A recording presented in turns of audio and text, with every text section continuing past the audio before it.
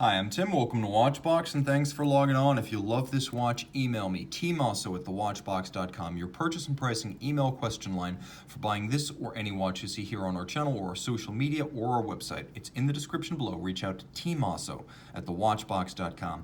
Today we are discussing a circa 1975 Rolex Oyster Perpetual Submariner, date 1680, 3.9 million serial number. The timepiece is approximately 39.5 millimeters in diameter. It's often difficult to gauge the true diameter of these vintage Rolex subs. Other than the state, it's a little bit more compact than a modern one, so figure 39.5.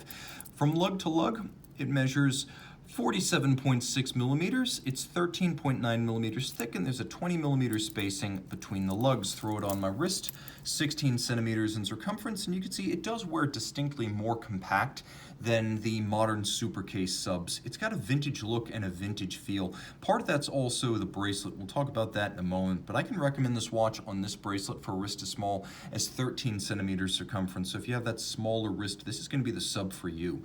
Of course, Rolex watch is immune to planned obsolescence. You can tell this is a Submariner. In 100 years' time, it'll still look recognizably like a Submariner. Taking a quick look at the bracelet, it is a later, circa 1985, reference 93150 Oyster bracelet. So hollow center links, hollow end links. It is newer than the watch itself. As a result, it has admirable structural integrity. You can see that this watch has received some refinishing over the years, and there's some loss of definition in the 5-point coronet under the clasp. But then again, if you're going to buy this one to wear, and I do consider it a daily driver, it's nice that it isn't absolutely perfect. You can see inside there is a Rolex dive extension you can pull out. There are also several divots you can use to re-anchor the bracelet and change the sizing. Of course, even then, on Rolex bracelets, removable links were fixed in place by screws, so you can size this one at home with your screwdriver. Rolling over the case, if we're using the automotive grading scale of 1 to 5, with 5 being a basket case and 1 being a concours car, I would say this is about a 3 from a case standpoint. The lugs don't feature any protrusion of spring bars from the apertures for your strap tool, so that's a good sign. They're full enough that you don't have any spring bar protrusion, but you can also see that a little bit of the beveling has been lost from the factory specification. That said, they are correct with satin finish on their hoods and polish on the flank. Once you start moving towards the bezel, we start talking more about 2 and 2+ condition. As you can see, the watch features a screw-down trip-lock crown. In its day, it was a 200-meter water-resistant watch.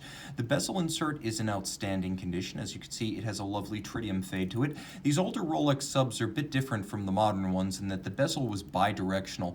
On a lot of these, the bezel will be frozen up. This one still glides beautifully. So again, in that regard, the condition of the watch is superb, and you can still line up the bezel for a impromptu 0 to 60-minute timing session that's easy to reference. I don't recommend diving with vintage watches, but even above the surface, a timing reference often is useful. You can also see that the plexiglass is of newer manufacture. It's a Rolex factory piece, but you can see between its box section, its height, and the sharp break between the flank and the top, it's in outstanding condition. Now, the dial is where this watch really explodes off the screen, and whereas the case is merely good, the dial is outstanding.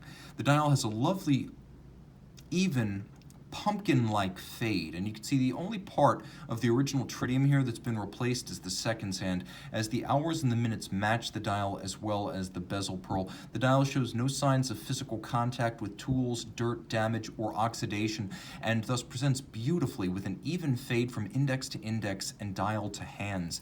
Now, the watch features the Cyclops Eye magnifier, post-1971 model, so it features hacking seconds, and inside the case you have Rolex caliber 1575, the 5 at the end indicating this is a model with a date. So automatic winding, bidirectional, with a 45 to 48 hour power reserve. It beats away at the quirky, vintagey 19,800 vibration per hour beat rate, pivots on 26 joules, has stop seconds, a 5-position adjustment, and it is a COSC certified Swiss chronometer.